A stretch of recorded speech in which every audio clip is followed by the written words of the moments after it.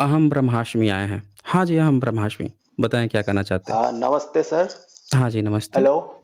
हाँ जी, हाँ, बताइए। मैं ये बताना चाहता हूँ कि जो हुँ, हुँ। उपनिषद है, उसमें एक अच्छा, कॉन्सेप्ट बताया गया है, जो ईश्वर ईश्वर अच्छा तो जी। नहीं है। ईश्वर हुँ, तो हुँ। जो हिंदू जो टेक्स्ट है, उसमें मैंने पढ़ा, तो कहीं हिंदू टेक्स्ट? ईश्वर हिंदू टेक्स्ट हैं? मतलब आप मेरा सुन लीजिए। अहम ब्रह्मास्मि अच्छा, लिखा अच्छा। है और मैं भी ब्रह्म हूँ, ये हुँ, लिखा है। इसका मतलब क्या है? बता दीजिए भाई। तो बड़ा ज़बरदस्त ज्ञान आप दे रहे हैं। बताइए, बताइए हम लोग सुनेंगे भाई। और बताइए। बुद्धिस्ट जो मैंने टेक्स्ट पढ़ा है, उसमें अच्छा, लिखा ये है बुद्धिस्ट टेक्स्ट भी पढ़ के कॉन्शियस। आए हैं भाई। मेरा जो हुँ, चैतन्य है या कॉन्शियसनेस के सिवा कुछ भी नहीं है। हुँ। और ये जो ब्रह्मांड है, ये रियल नहीं है। ये हमारे कॉन्शियसनेस के कारण दिखता है।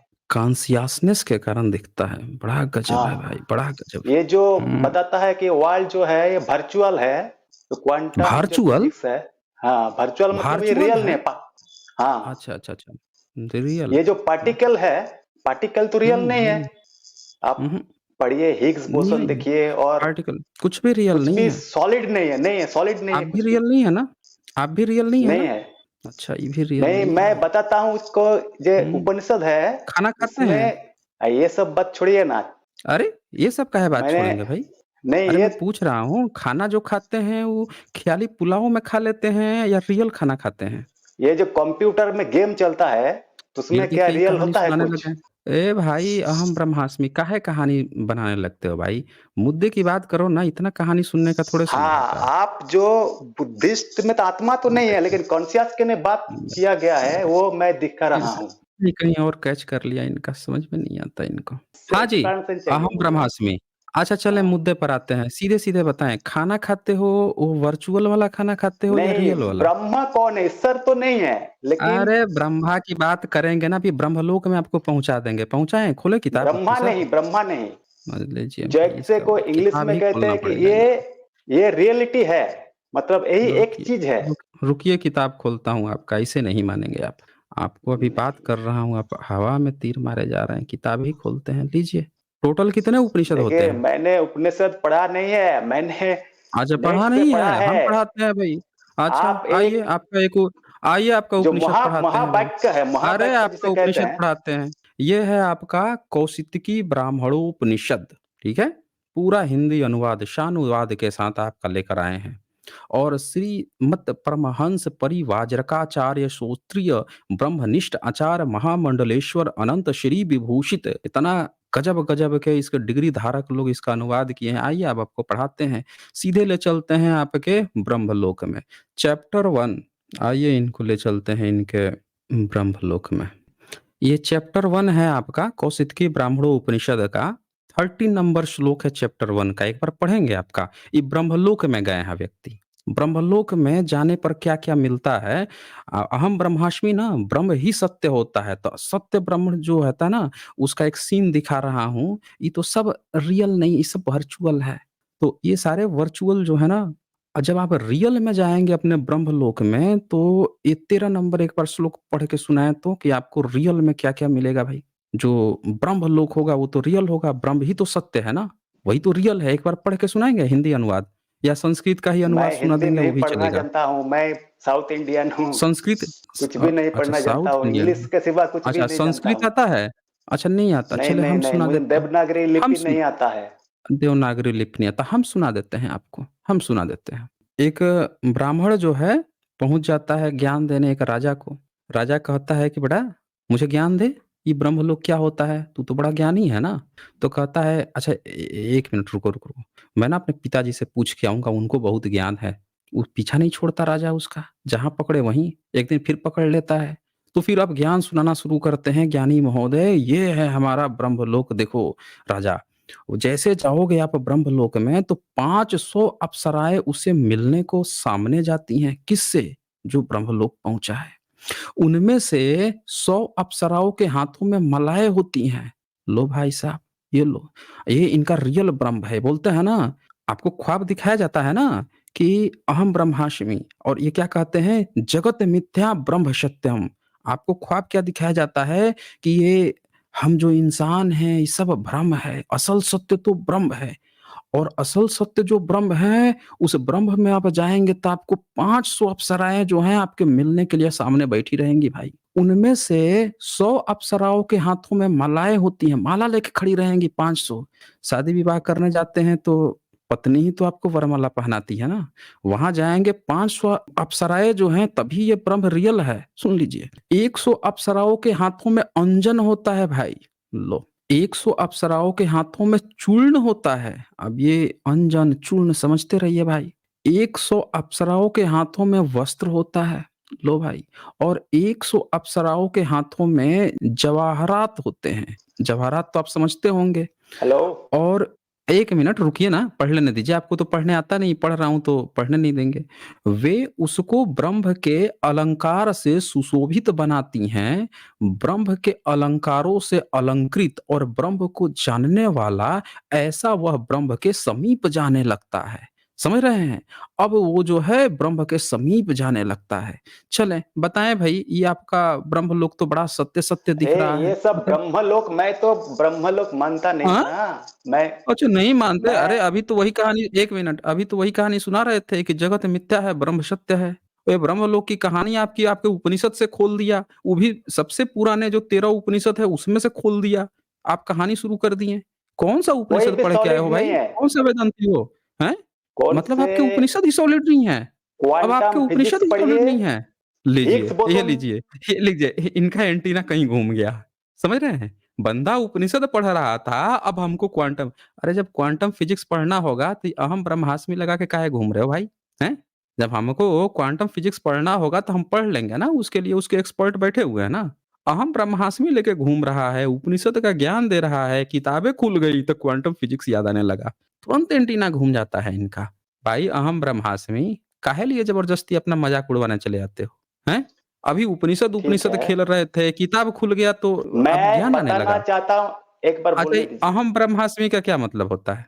अहम मतलब ब्रह्मास्मि का क्या सिर्फ मतलब सिर्फ होता है? मैं हूँ और कुछ भी नहीं है। क्या है? सिर्फ कॉन्शियसनेस है और कुछ भी नहीं। ईश्वर भी नहीं है, अरे क्या मैटर भी नहीं कॉन्शियसनेस है। है? अच्छा, सबसे पहला वेदांती कौन था? कौन ये बताया था अहम ब्रह्मास्मि का ज्ञान कौन दिया था? ये जो गॉड बताएँ कौन तो? मानता है? जो मूर्ख होता है वो गॉड मानता है। हिंदू लोग गॉड अच्छा, मानता जो है, मूर्ख मूर्ख होता होता है। है। जो हिंदू मूर्ख है, लोग मूर्ख हैं? होता है? जो यस, ऑब्वियसली। ये और बताइए, ब्राह्मण ये चालाक देखिए, होता है। ये तो अच्छा ब्राह्मण तो ब्राह्मण अपने चालाक बिजनेस होता करता है? है। आप अच्छा जी, हिंदू लोगों को, बताइए। मतलब एससी एसटी को, हुँ, आप वेदांत हुँ। पढ़ाइए, सब नास्तिक बन जाएगा। अच्छा हमारे वेदांत पढ़ा विवेकानंद भी दें? नास्तिक थे। अच्छा, हाँ, वेदांत पढ़ा दीजिए, सब नास्तिक बन अच्छा जाएगा। कुछ भी नहीं है, गॉड नहीं है मतलब ना। अच्छा सुन लिया आप लोगों ने, गॉड नहीं है, उपनिषद में 500 कहाँ गॉड है? अप्सराएँ हैं, सामने वेदांत खुला हुआ अरे है। वो तो फालतू है, सामने वो आप तो लोगों कुछ। का चुप रहो। कह रहा है ये बंदा कि वेदांत पढ़ा दीजिए, वेदांत यहाँ सामने खुल के रखा, उपनिषद इनका सामने खोल के रखा हुआ हूँ। बोल रहा है सब नास्तिक है, 500 अप्सरा देख लिया है बंदा, अब बोल रहा है कि गॉड बेकार है। ये सही है ब्रह्मलोक, समझ रहे हैं? ये सबको पढ़ा दो। अरे कौन-सी दुनिया में जी रहा है भाई? एक बार देख ले भई। देवनागरी लिपि पढ़ने नहीं आती तो गुरुजी को भेज देना ना जिनको आती है। ब्राह्मण हिंदी आती चालाक नहीं है, नास्तिक है। ब्राह्मण जो चालाक है नास्तिक है। आप ब्राह्मण हो? आप ब्राह्मण हो? मैं ब्राह्मण नहीं हूँ, मैं जैन हूँ, ओबीसी जैन हूँ। ये देख लीजिए बंदा को, ये ओबीसी जैन है। एक तो जैन है, ऊपर से ओबीसी भी है। भाई जैन तो लोग कब मानता से हूँ, ओबीसी होने लगे? हैं? है ओबीसी कब ओबीसी। से जैन होने लगे? आप जाइए साउथ हुँ, इंडिया में, आइए, हम दिखा देंगे। हमारे स्टेलिन जो बताइए। गवर्नमेंट है ये उसने दिया है हम लोगों अच्छा, को, ओबीसी अच्छा। स्टेटस दिया तो है। जैन लोग उपनिषद पढ़ते हैं? अहम बुड़बक तो ब्रह्मास्मि लिख के नॉर्थ नॉर्थ हैं? इंडियन है। नॉर्थ इंडियन जो है वो बुड़बक है, एक ये नंबर का। ये देख लीजिए, ये नॉर्थ साउथ करने आया है ये बंदा। भाई जैन व्यक्ति, जैन की मूल फिलॉसफी क्या है? हाँ, ये जैन है, की मूल आत्मा के सिवा फिलॉसफी कुछ भी क्या नहीं है? है। आत्मा के सिवा आत्मा के वही सिवा कुछ भी कॉन्शियसनेस नहीं है। है। कुछ भी नहीं है। बताइए, आत्मा के सिवा कुछ भी नहीं। अच्छा आत्मा क्या होता है? वही आत्मा बुद्धिज्म क्या में जो होता है? बुद्धा ने कहा है ना कि एक यूनिवर्सल कॉन्शियसनेस है, वही। अरे भाई काहे ज्ञान देने लगते हो ज़बरदस्ती? हमें अगर बुद्धिज़्म सीखना होगा तो हम किसी बुद्धिस्ट से सीख लेंगे ना। हमें क्वांटम फिज़िक्स पढ़ना होगा तो किसी साइंटिस्ट से या किसी साइंटिस्ट की किताब पढ़ लेंगे ना। काहे ज़बरदस्ती ज्ञान दें? अपना ज्ञान दो ना। आपके जैनिज़्म में क्या है आत्मा? वो ज्ञान दो ये अपना। हमारे उपनिषद में ही ईश्वर नहीं है, तो कौन मानता है ईश्वर अच्छा को? उपनिषद किसका है? मूर्ख उपनिषद लोगों है ही। किसका? उपनिषद पहले ब्राह्मण मुझे का लगता है है या बुद्धिस्ट जैनों का बुद्धिस्ट ने है? लिखा है। उपनिषद बुद्धिस्ट ने लिखा है उपनिषद। सुन लिया आप लोगों ने? उपनिषद जो है बुद्धिस्ट लोगों ने इसके लिए लिख के दे दिया है। अरे काहे ज्ञान बाँटते हो भाई? बुद्धिज़्म में गौड़पाद ने कोई लिखा है ब्रह्म उपनिषद। अरे रुक ले भाई, काहे ज़बरदस्ती बकैती करना शुरू कर देते हो? गौड़पाद ने लिखा है। गौड़पाद बुद्धिस्ट थे वो हम मानते हैं, लेकिन उपनिषद नहीं लिख रहे थे। उनकी जो किताबें हैं उपनिषद नहीं कहलाती हैं। बुद्धिस्ट की जो किताबें होती हैं उपनिषद नहीं कहलाती हैं। उपनिषद वो अलग बात है कि इन लोगों ने यहाँ से उठाया है ज़बरदस्ती वेदों से जोड़ने की कोशिश की है, वो हम जानते हैं। हाँ, तो कहानी यही मत ठीक बनाओ है। आप हमें। अब आप अपनी बात करो, आप अपनी बात करो ना। आप बोले ना कि आत्मा ही है, बाकी कुछ नहीं है। ये आत्मा क्या को होती है भाई? शूद्र आत्मा को क्या पुजारी होती बना है? दिया है। शूद्र को पुजारी हैं? बना दिया है तमिलनाडु में। देखिए देखिए ये कहानी सुनना ये लग रहा है कि कहीं न कोई से एंटीना रट-उट के आया है बंदा। आप क्वेश्चन कुछ भी पूछेंगे, इसको पता है कि हम रट के क्या है आंसर वही देगा। अभी हम पूछे आत्मा क्या है, बोल रहा है शूद्र को पुजारी बना दिया। अरे शूद्र को पुजारी बना दिया आपके धर्म ने थोड़े बनाया है। वो तो वहाँ की जो गवर्नमेंट है, वहाँ के कॉन्स्टिट्यूशन का जो हाँ, डंडा है तो वो लगा है, आपके जब बिहारी सही सही जगह पर लगा है तब जाके वो मिला है ना। आपके कारण थोड़े मिला है। आप अपनी बताओ, आपके यहाँ आत्मा क्या है? आपके जो बिहारी है, यूपी वाले हैं, सब चल निकल ले भाई। ये बंदा जो है इनका एंटीना ही कहीं और है।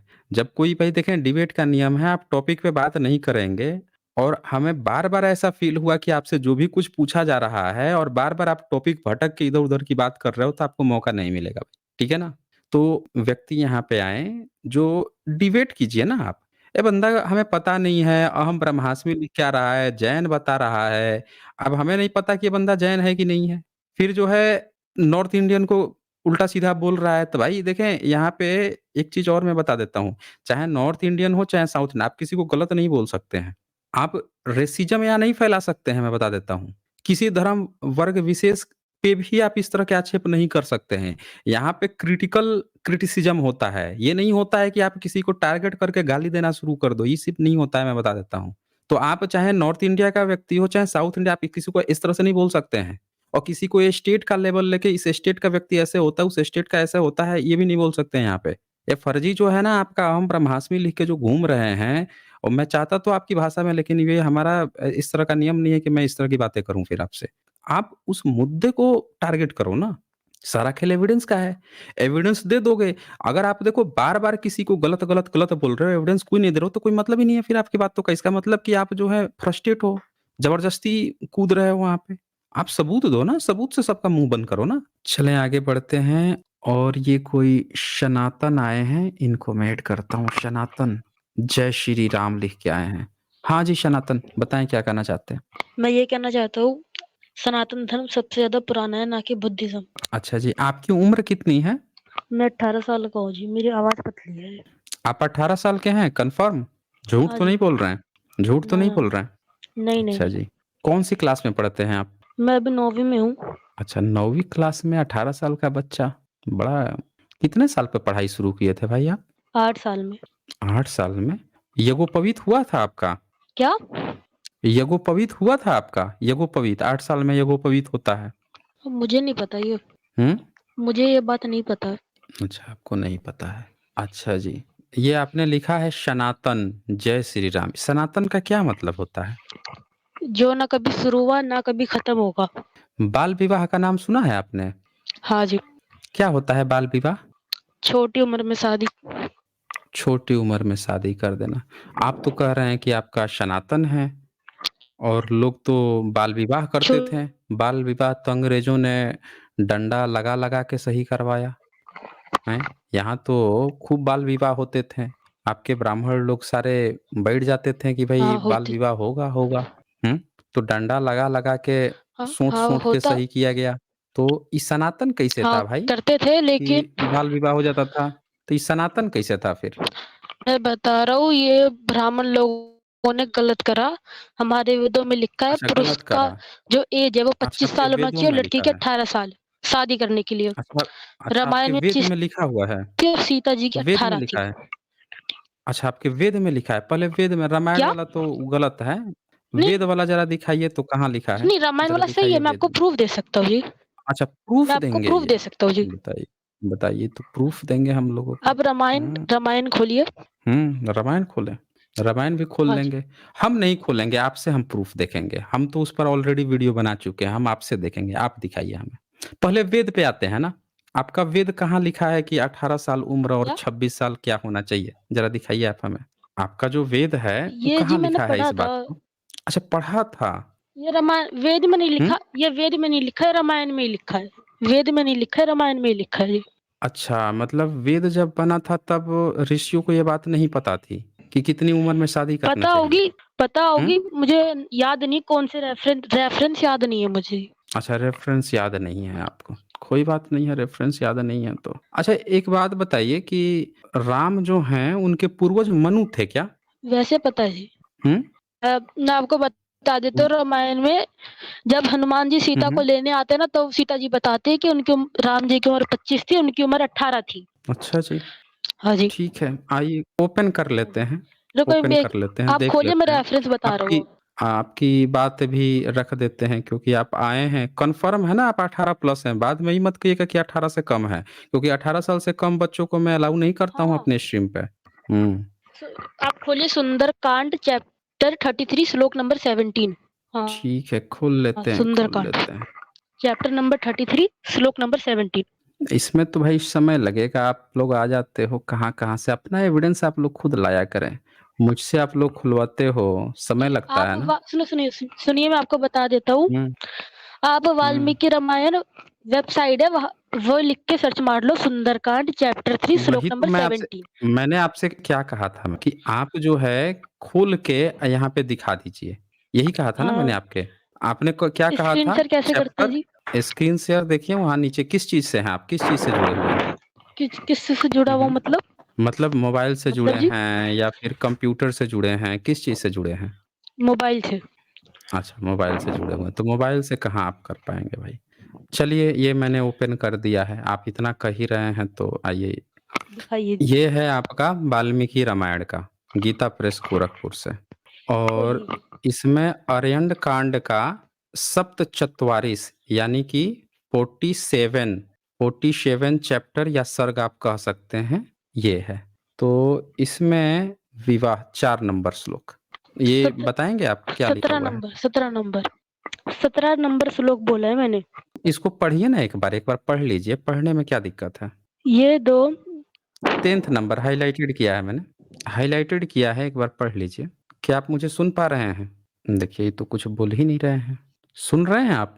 ह देखिए, आप लोगों को आवाज़ आ रही है क्या इनकी? मुझे तो इनकी आवाज़ ही आनी बंद हो गई भई। अरे कुछ बोलिए भाई, ये भाग गए क्या ये? लो, देखिए ये बच्चा जो है कहीं से व्हाट्सएप यूनिवर्सिटी से आ गया था, हैं? बता रहा था कि 18 साल जोड़ लिया तो ये भाग गया ये। इसको पढ़ने में 10 नंबर श्लोक था, उस समय मेरे महातेजस्वी पति की अवस्था 25 साल से ऊपर थी और मेरे जन्म काल से लेकर वनगमन काल तक मेरी अवस्था वर्ष गणना के अनुसार 18 साल की हो गई थी। मतलब कब? जब वनगमन काल, जब वो जंगल जाने वाली थी तब 18 साल की हो गई थी और पति 25 साल। ये तो सबको कन्फर्म है कि 18 और 25 हो गए थे जब जंगल गए थे तो। लेकिन ये तो 10 नंबर था। इसके पहले वाला श्लोक क्या था, वो मैं कहा कि पढ़ लो एक बार तो बच्चा जो है भाग गया ये। उसके पहले वाला श्लोक आप यहाँ पे देखेंगे 5 नंबर और 4 नंबर। 4 नंबर जो है इसका संस्कृत ये है 4 नंबर का और इसका हिंदी अनुवाद यहाँ ऊपर है। विवाह के बाद 12 वर्षों तक इक्ष्वाकु वंशी महाराज दशरथ के महल में रहकर मैंने अपने पति के साथ सभी मनोवचित भोग भोगे हैं। यानी कि शादी के बाद से वो 12 साल तक घर रही थी वहां पे ससुराल में और जब वन में गई, जंगल में गई, तो वो 18 की हो चुकी थी। 12 साल तक ससुराल में रहीं, तो 12 18 में से 12 माइनस कर दीजिए, कितना बचा? 6 बचा ना? यानी शादी की उम्र तो इससे 6 साबित हो रहा है। तो वो बच्चा जो है व्हाट्सएप यूनिवर्सिटीज़ कहीं से पढ़ के आ गया था, किताब खोला मैंने तो भाग खड़ा हुआ। काहे लिए आ जाते हो बच्चों? आप लोगों की पढ़ाई की उम्र है ना, पढ़ाई-लिखाई करो। ये धर्म जो सँभाल रहे हैं आपके घर के बड़े-बुजुर्ग उनको सँभालने दो। आप अभी सीखो, ठीक है? ज्ञान मत दो अभी। आप जहाँ सोचते हो ना कि आप ज़्यादा जान गए हो, जहाँ आप सोचते हो, वहाँ से जहाँ ख़त्म करते हो, वहाँ से हम लोग कब सोचे थे।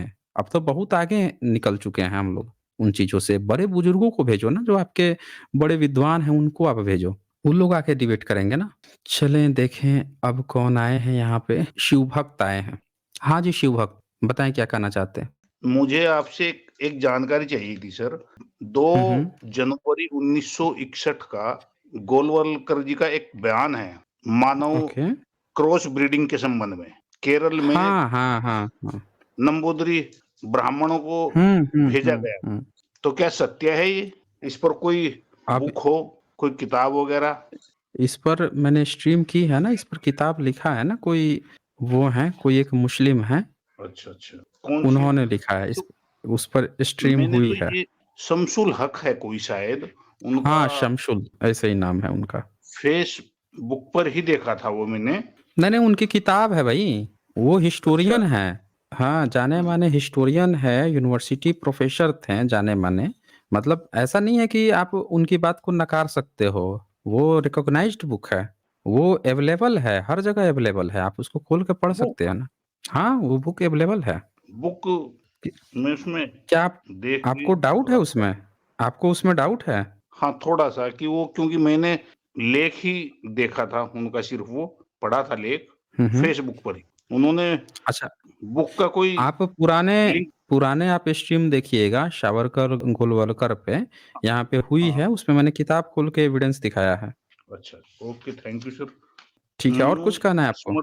मनु स्मृति है मेरे पास में, उसमें कुछ हम्म। आज मैं पढ़ रहा था, उसमें है कुछ ये शब्द हैं, उनका अर्थ समझ नहीं आ रहा है। अच्छा एक बोलिए तो है क्या है। ये 8वें अध्याय में, हम्म। इसका श्लोक नंबर है 366। नीच ओके। जाति का पुरुष यदि उत्तम जाति की कन्या से भोग करे तो उसका वध होगा, परंतु समान हम्म। जाति सकामा, सकामा का अर्थ क्या है सर? ये नहीं समझ आ रहा है इसमें। सकामा कन्या के साथ भोग करने से कन्या का पिता चाहे तो उसे वह नीच मनुष्य मोल देकर उस कन्या के साथ विवाह कर ले। सकामा का मतलब हो गया समान वर्ण। अच्छा, ठीक है। समान वर्ण। मतलब अच्छा। कहने का मतलब है कि प्रेम प्रसंग अगर चल रहा है किसी दो अच्छा। में, हम्म मतलब उत्तम वर्ण की कन्या के साथ संभोग करने वाला, अगर कोई, हम्म जिसको ये नीचा वर्ण कह रहे हैं, वो हम्म अगर किसी जो उत्तम वर्ण या ऊंची वर्ण जिसको कह रहे हैं उसकी लड़की से प्यार मोहब्बत करते हो, संभोग कर लिए, तो हम्म, उसको क्या कहा है कि उसको उस नीच वर्ण का वध कर दो, उसकी हत्या कर दो। ऑनर किलिंग जो हाँ। होता है ना, ऑनर किलिंग कर देते हैं, हत्या कर दें। हम्म, लेकिन वही अगर उनके अपनी जाति का हो, वर्ण का हो, तो हम्म, यहाँ पे लिखा है कि धन जो है पैसा वैसा दे के और उससे विवाह करा दो। हाँ जैसे आप सुनते हैं ना कहीं कहीं पे, कहीं पंचायतों में, कि वो किसी लड़की को शोषण कर रहा है और पंचायत कहती है कि दोनों की शादी हम्म, करा दो। तो ये तो वैसे सही नहीं है, ये तो तानाशाही है ना, कि आप कैसे किसी, हाँ। ऐसे तो कोई भी किसी को परेशान करेगा, आप उससे शादी करा दो उसका। अब लड़की का मन है कि नहीं है, जबरदस्ती परेशान कर रहा था, ये कौन सा नियम है भाई? हैं?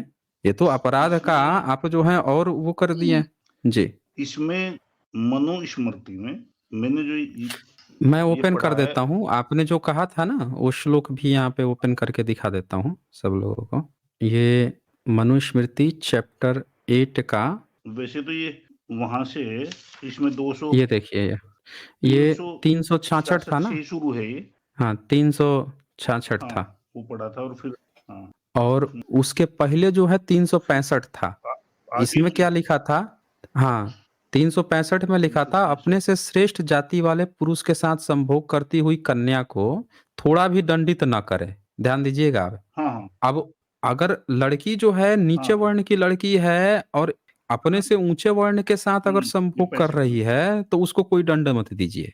लेकिन अगर नीचे वर्ण का मर्द है, हम्म, अब वो अगर उच्च वर्ण की लड़की से अगर संभोग कर रहा है तो भैया उसकी तो हत्या कर दो फिर। ये मनुस्मृति की असल नियम है। और आते हैं सब ज्ञान देने वाले, मनुस्मृति बड़ा अच्छा और है, ये मनुस्मृति बड़ा अच्छा है ज्ञान देने। इसी इसी हम्म। में जो है, मैंने फिर ये 365 है ये हाँ इसमें। 365 366 आपने कहा था वो ये है, क्षत्रिय। हीन जातीय पुरुष अपने से श्रेष्ठ जाति वाली हाँ कन्या के साथ संभोग करे तो वह वध के योग्य है। और यहाँ पे लिखा है ब्रैकेट में जाति अनुसार लिंग छेदन, उसका लिंग काट दो, ताड़न या मारन आदि वध के योग। अब देखिए ताड़न भी शब्द है यहाँ पे। अब कोई ये मत कह देना कि ताड़न का मतलब देखना होता है, ठीक है? एकदम मनुस्मृति के जो मनु जो किया होगा ना, वो नहीं पकड़-पकड़ के मारेगा। कोई कहेगा कि ताड़न मतलब देखना होता है तो। हुँ। नहीं, ताड़न का तो वो इसमें और ब्राह्मण अच्छा, के ये आप लिए शिव भक्त क्यों छूट है लिखे हैं? इसमें पूरी पूरी की वो आप ये शिव भक्त क्यों लिखे हैं? शिव भक्त आप दोनों हुँ, हुँ। पार्टियों को कनेक्ट करते अच्छा, हैं ना, जोड़ तो लेते हैं। मैंने सोचा अच्छा, मैं इसीलिए। भी बन जाऊं। अच्छा हाँ, जी, ओके। मेरा नाम पाल है और कोई मैं बात नहीं। रिटायर्ड नहीं सैनिक नहीं हूँ। बताने की एक बार ज़रूरत है, कोई बात नहीं। पहले भी आया था मैं आपके यहाँ पर। अच्छा जी, और कुछ पूछना है आपको? बस इसमें ये हुँ, दे रखा बोलिए। है, हुँ, हुँ। मनुस्मृति में ईश्वर 413, 414, 415। हाँ, 400 ये इसमें सर 13, ये 14, 15 हाँ, ये आ गया ना 413। शूद्र के संबंध में दास का कार्य दिखा रखा है और वो दास को खरीद सकते हैं, बेच सकते हैं, युद्ध में जीत सकते हैं, ये दिखा रखा है इसमें। इसमें लिखा है कि जो शूद्र है ना, हाँ, उसको वेतन देकर या नहीं देकर, जैसा चाहे वैसा बिल्कुल। करके हुँ, शूद्र से दास कर्म करावें। हुँ, क्योंकि ब्रह्मा ने ब्राह्मणों की सेवा के हाँ, लिए ही शूद्रों की सृष्टि की है। चैप्टर 8 413 हाँ, नंबर। अब कोई धूर्त जो है, जो ये कहता है कि शूद्र हाँ, कौन होता है, जब भी आप बताइएगा ना कि शूद्रों के लिए ये लिखा है, तो जो ज्ञान देने आ जाता है कि देखो शूद्र ये हुँ, होता है, शूद्र वो होता है, उन तमाम व्हाट्सएप कपोड़ियों के लिए मैं बताता हूँ कि देखो, आप अपने पिताजी की किताब पढ़ें, 413 नंबर चैप्टर 8 मनुस्मृति। ये साफ-साफ कह रहा है कि उनसे काम करें या ब्राह्मणों की सेवा। मैं कहता हूँ कि अगर शूद्र का मतलब असुर होता है, शूद्र का मतलब अगर दैत्य होता है, हुँ, राक्षसी प्रवृत्ति, तो वो ब्राह्मण की सेवा कैसे करेगा? वो तो सेवा करने जाएगा और हुँ, पंखा झल रहा होगा तो उसकी तो नाक ही तोड़ देगा। उसका नाक नहीं तोड़ देगा, असुर प्रवृत्ति को हाँ, होगा, उसका सेवा कैसे करेगा? सेवा करने के लिए तो आज्ञाकारी आदमी चाहिए ना। सेवा करने के लिए तो आज्ञाकारी ओबिएंट चाहिए, जो उससे डर उड़ के रहे, उसका हर एक काम करे, जैसा कहे वैसा चाहिए।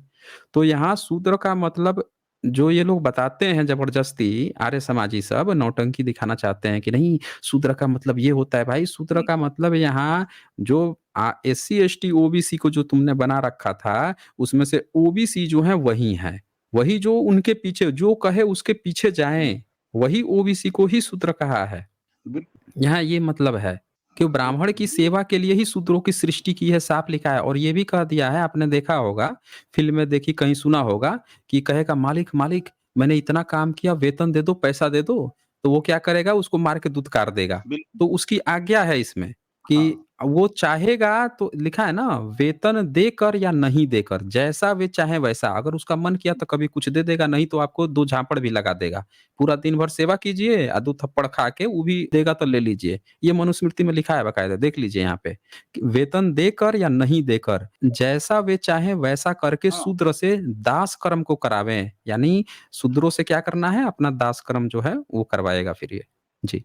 अच्छा इसमें 13, 14, 15 और में 14 ये दे में रखा है कि दास जो हाँ, है हाँ। या 14 को भी देखें आप, हाँ, दास 14 उनसे में वो लिखा है ताउम्र हाँ, हाँ। नहीं छूटेगा, हाँ, स्वामी द्वारा छोड़ा शूद्र का गया भी शूद्र वही कार्य है। दासत्व से छुटकारा नहीं पाता है, हाँ, क्योंकि वह दासत्व उसका स्वाभाविक हुँ, कर्म है। अतएव उस दासत्व कर्म से जी, उसको कौन मुक्त कर सकता है, अर्थात कोई नहीं। यहाँ पे ये सीधे-सीधे बोल दिया कि जो दरअसल जितने जो ओबीसी लोग हैं, उनको हमेशा के लिए दास बोल दिया कि इनसे दासत्व छूटेगा नहीं, हमेशा बिल्कुल, जी हजूरी ही करेंगे ये। समझ रहे हैं ना? ई बात यहाँ पे कह दिया है कि जिनको ये शूद्र कह रहा हाँ, है, उनके लिए ये कह दिया कि उनसे उनका ये स्वाभाविक कर्म बन गया है कि वो हमेशा ही दासत्व ही करेंगे। हम चाहे छोड़ भी देंगे तो भी वो दासत्व देखें सारे बहुजन भाइयों लोग, ऐसी-ऐसी बातें लिखी हैं, अगर थोड़ी-सी भी शर्म है, तो इस बात को समझ लीजिए कि वो इस तरह से जलील किया है हम लोगों को। समझ रहे हैं ना? तो ध्यान से देखिए मेरा कि कहीं आप दासत्व तो नहीं कर रहे हैं ना? इस चीज़ का ज़रा ध्यान समझिएगा। हुँ, हुँ, जी। हुँ, हुँ। नहीं, मेरा सर ये मानना है इसमें अगर ये बहुजन समाज इन धार्मिक ग्रंथों को पढ़ने लगे, तो वो बिल्कुल इससे छूट ही जाएगा तब तो। पर मेन ये समस्या है कि ये लोग धार्मिक ग्रंथ पढ़ते ही नहीं है। जो धर्म गुरु टीवियों पर या वैसे कथा पंडालों में इनको बताते हैं, उसके आधार पर जीवन को चलाते हैं। जी। और इसमें ठीक है। हमने बेगारी की जो व्यवस्था है सर, ये हमने भी महसूस की है बचपन में, और हो सकता है कि भारत में आज भी किसी क्षेत्र में हो ये दासत्व की प्रथा। देखें, ये चीज़ें जो कहते हैं ना कि कहाँ है प्रमाण, ये प्रमाण है। गाँव देहात से लेके हर जगह आप जाके देख लीजिए। लोग जो हैं, अरे वो ऊँचा घर का है तो वो ये है, डर सहम के रहते हैं, अरे वो ये है। ये सब कहाँ से ऐसी भावना आ गई है? क्योंकि ऐसा किया गया है। जब कई पीढ़ी कर दी जाती है ना, तो बाद वाली पीढ़ी बाय डिफ़ॉल्ट उसको वैसे मान लेती है, अभ्यस्त हो जाती है कि हम ऐसे ही हैं। समझ रहे हैं ना? वो अभ्यस्त हो जाती है। तो ठीक है शिवभक्त जी, ओके। हाँ। Okay. Okay, thank okay, thank you.